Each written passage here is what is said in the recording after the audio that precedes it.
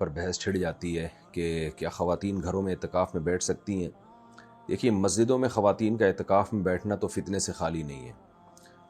صحیح بخاری میں حضرت عائشہ رضی اللہ تعالی عنہ نبی کریم صلی اللہ علیہ وسلم رمضان کے دوسرے عشرے میں اعتکاف کیا کرتے تھے۔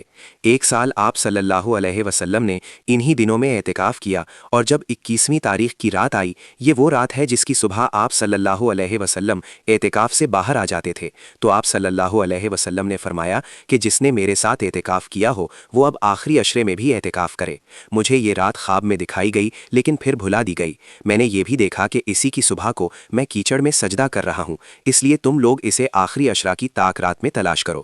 چنانچہ اسی رات بارش ہوئی، مسجد کی چھت چونکہ کھجور کی شاخ سے بنی تھی اس لیے ٹپکنے لگی، اور خود میں نے اپنی آنکھوں سے دیکھا کہ 21ویں کی صبح کو رسول اللہ صلی اللہ علیہ وسلم کی پیشانی مبارک پر کیچڑ لگی ہوئی تھی۔